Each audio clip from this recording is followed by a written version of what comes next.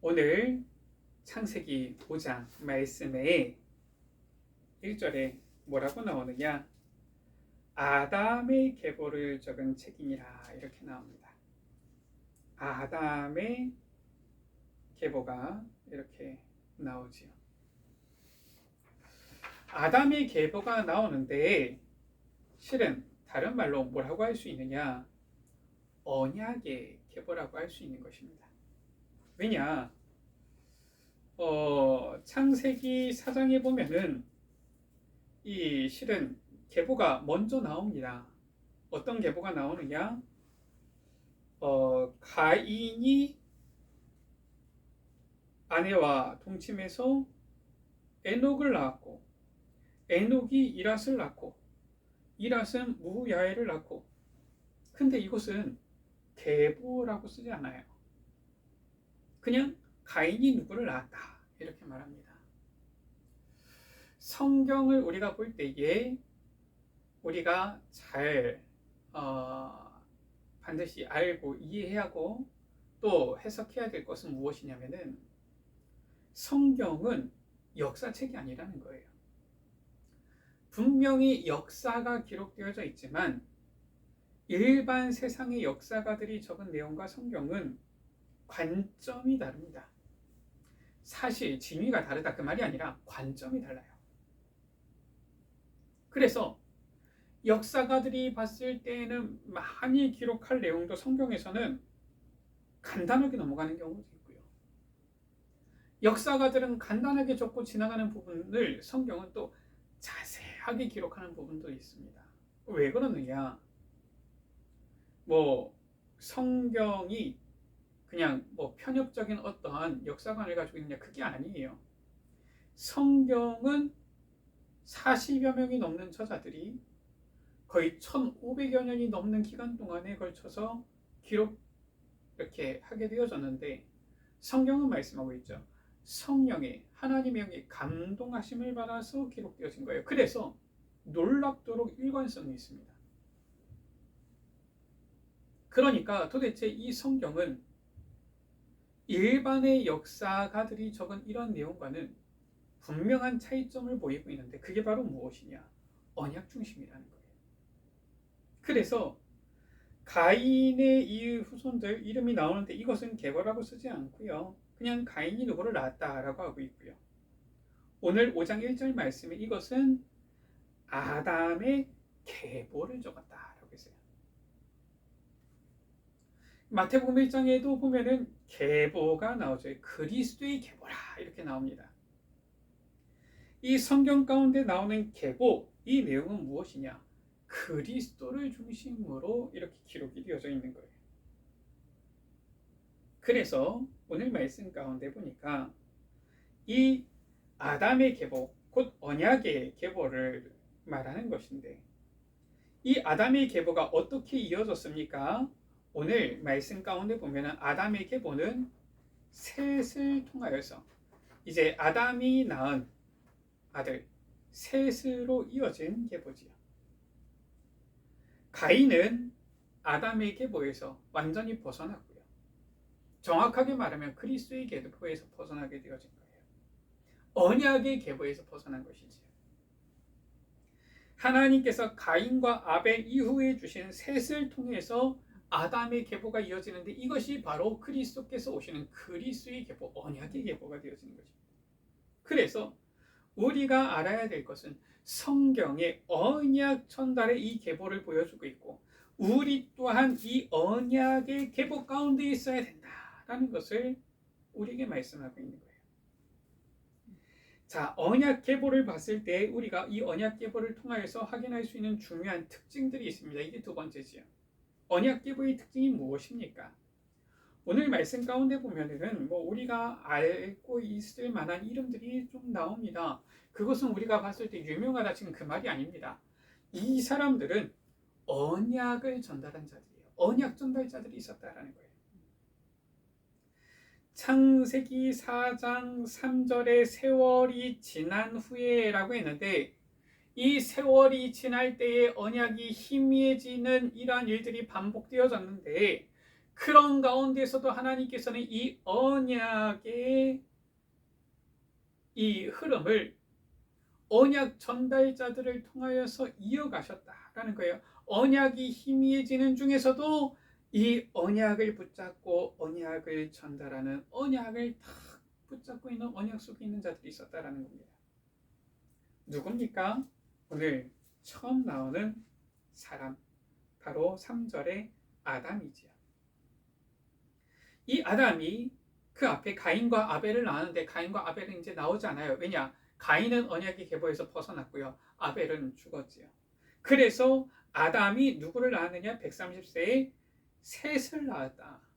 분명히 그 전에 가인과 아벨을 낳았는데 기록하지 않습니다. 왜냐? 언약의 계보에서 벗어난 가인이에요. 나오지 않는 겁니다. 셋이 나오지. 이 아담을 통하여서 셋에게 언약이 전달이 되어지는 거예요.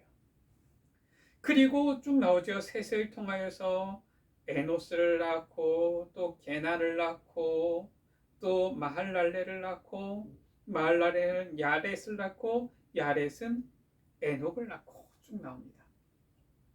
우리가 계산해 보면 알지만은 이 아담이 셋을 낳고 쭉 나왔을 때 에녹이 태어났을 때에도 아담은 살아 있습니다. 그 이후에도 몇백 년 동안 아담은 살아 있어요.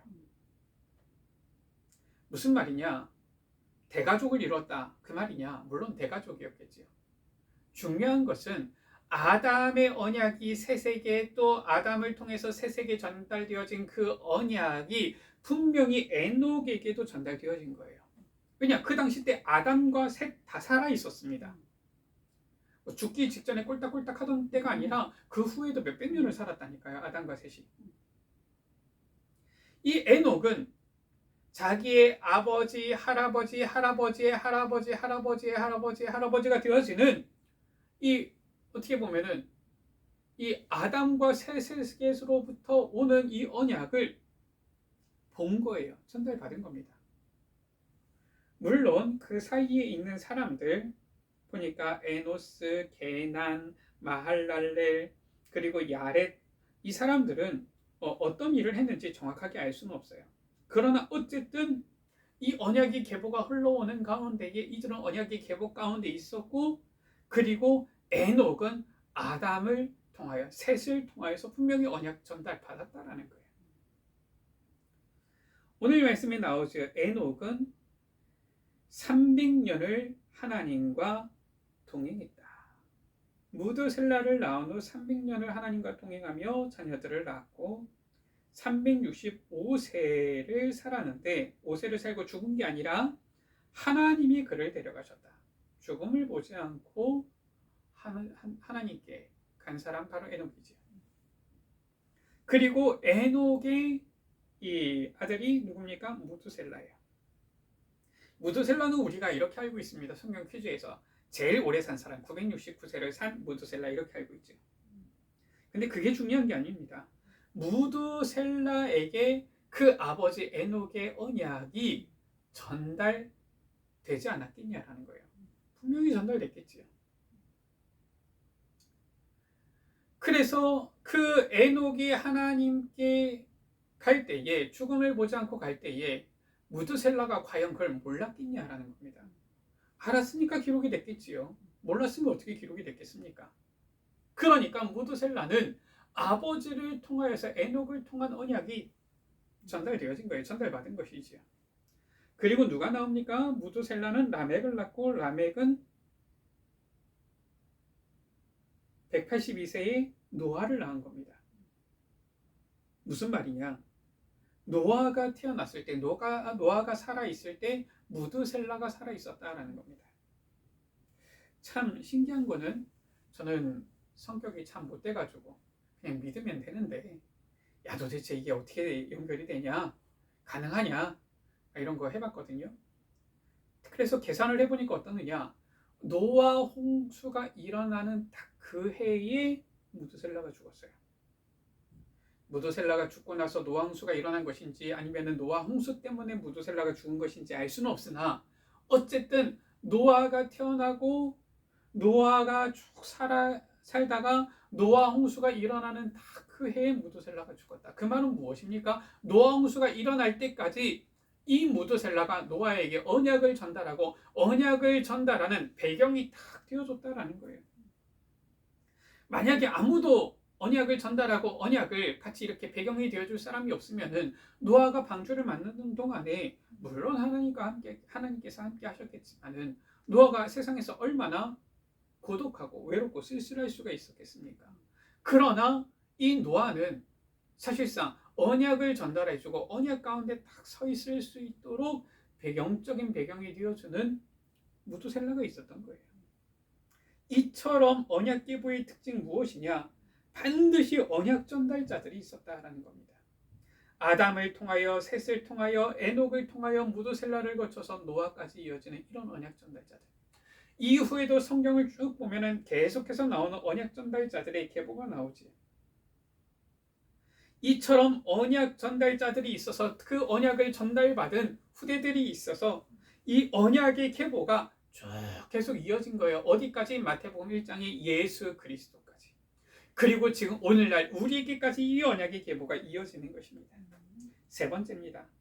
우리도 언약의 계보를 잇는 언약 전달자들이 되고 또 이 언약을 우리의 후대들에게, 우리의 제자들에게, 그리스도의 제자들에게 전달해야 되는 거예요. 우리가 받은 언약은 우리가 똑똑해서 깨닫는 것이 아니라 우리에게 언약을 전달해 주신 믿음의 선진들이, 부모님들이, 또 우리의 한국 교회 신앙의 이 선진들이 있었고요. 그리고 이제는 이 언약은 우리를 거쳐서 이 언약의 계보가 이어질 언약 전달받을 후대들에게, 다음 세대들에게 전달돼야 되는 것입니다. 성경에 보세요. 좀 전에 아까 전에도 말씀드렸지만 성경에는 이런 언약 전달자들과 언약을 전달받은 이 후대들 쫙 나옵니다. 대표적으로 누굽니까? 아브라함과 이삭과 야곱의 언약을 전달받은 요셉, 어머니 요게벳으로부터 언약을 전달받은 모세, 어머니의 기도 속에서 이 언약 가운데에서 태어나고 언약을 전달받은 사무엘, 아버지 이새와 스승 사무엘을 통해서 언약을 전달받은 다윗, 이스라엘 최고의 왕이지. 그리고 저 우상시대에 완전히 이 언약 가운데에서 생을 걸었던 엘리야를 통해서 언약 전달받은 엘리사, 저 신약시대에 이 복음을 핍박했다가 복음을 깨닫고 돌아와서 이 복음에 완전히 생을 걸고 이 복음의 언약을 전달한 바울과 그 언약을 전달받은 영적인 아들 디모데, 이렇게 성경에는 언약의 계보를 잇는 이러한 언약 전달자들, 그 언약을 전달받은 후대들이 쭉 나오는 거예요. 성경은 이처럼 언약 전달자와 그 언약을 이은 남은 자, 후대들이지요. 이들이 주역입니다. 성경에서는 이 남은 자를 뭐라고 표현하고 있느냐? 렘넌트라고 표현하고 있는 거예요. 우리도 언약 전달자가 되어서 이 언약을 이을 남은 자를, 렘넌트를 남기고 세워야 하는 것입니다.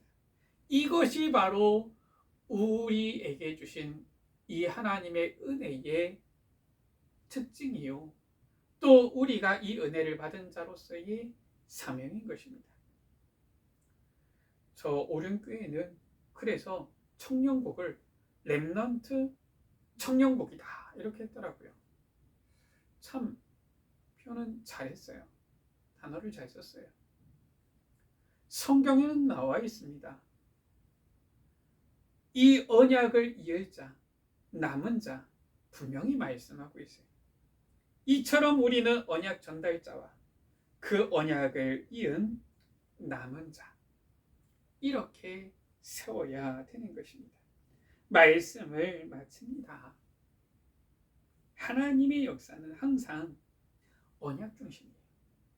성경은 언약 중심으로 기록되어져 있습니다. 그래서 불신자들은 성경을 역사책쯤으로 알고요, 아니면 신화로 알고요, 아니면은 무슨 거의 뭐 이야기 소설쯤으로 생각을 하는데 그렇지 않습니다. 성경은 관점이 일반적이에요. 일반 역사책들, 역사가들과 다른 언약 중심의 관점입니다. 이걸 모르면 아무리 성경을 많이 읽어도 성경을 깨닫지 못하고요.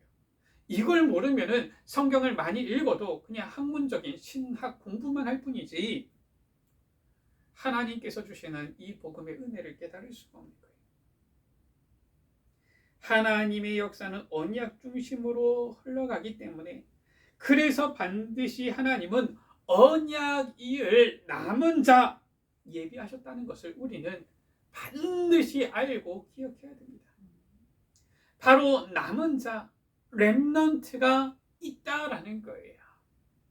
우리가 만들 자가 아니라, 우리가 세울 자가 아니라, 우리가 어떻게 노력해가지고 이렇게 저렇게 한번 만들어보자 이게 아니라 반드시 언약을 전달할 자와 언약 전달을 받을 남을 자가 성경에는 있다라는 것을 보여주고 있습니다. 그렇다면 우리는 누가 돼야 됩니까? 우리는 이미 언약 받았잖아요. 우리는 성경에서 말씀하고 있는 언약 받은 자잖아요. 성경에서 말씀하고 있는 바로 남은 자, 바로 렘넌트 아닙니까? 그렇다면 우리의 사명은 무엇입니까? 성경에서 말씀하고 있는 또 이 언약을 이을 남은 자가 있다라고 했는데 그 남은 자에게 언약을 전달해야 되는 거예요. 그 남은 자 렘넌트에게 언약을 전달해서 이 언약 안에 서도록 이 후대들을, 이 언약을 이어갈 자들을 이제는 세우는 이 사명을 감당해야 되는 것입니다. 우리는 후대에게 이 언약을 전달받을 남은 자에게 정말 변하지 않도록 언약을 전달하고 각인시켜서 언약 이을 남은 자. NIV 성경에는 영어로 뭐라고 나와 있느냐? 렘넌트 나와 있지요. 렘넌트를 남기고 세워야 되겠습니다. 아담의 계보를 우리가 보면서 아담이 누굴 낳았구나 이렇게만 보면은 많은 부분을 놓치는 겁니다. 아담을 통해서 하나님께서는 이렇게 언약의 계보를 이어가셨구나. 그래서 그리스도가 오시는 이 언약의 계보를 이으셨구나. 주님 오시는 그날까지, 주님 다시 오실 그날까지 이 세상 계속해서 이제는 하나님께서는 언약 전달할 자와 언약을 이어받을 남은 자 분명히 예비해 두셨는데 그렇다면 우리는 지금 어디에 서 있고 우리는 무엇을 해야 될 것인가 생각하면서 언약받은 우리는 이 시대의 남은 자 렘넌트로서 이제 이 언약을 전달하여 또 언약을 전달받을 남은 자, 하나님께서 예비하신 남은 자 렘넌트를 남기고 세우는 이 귀한 사명 감당하는 축복 속에 있는 우리 여러분들 되시기를, 우리 모든 위레비 가족들 되시기를 주의 이름으로 축원합니다. 하나님 아버지, 아담을 통하여서 새 세계의 언약이 전달되게 하여 주시고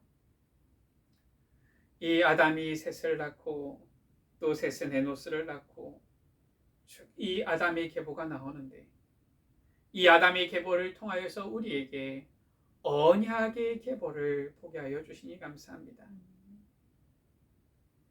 이 계보를 통하여 결국 마태복음 1장에 그리스도께서 나셨고 예수 그리스도로 말미암아 우리도 이제 아브라함의 자손이요 이제는 그리스도 안에서 하나님의 자녀 되었사오니 이 언약의 계보 안에 들어오게 되어진 것을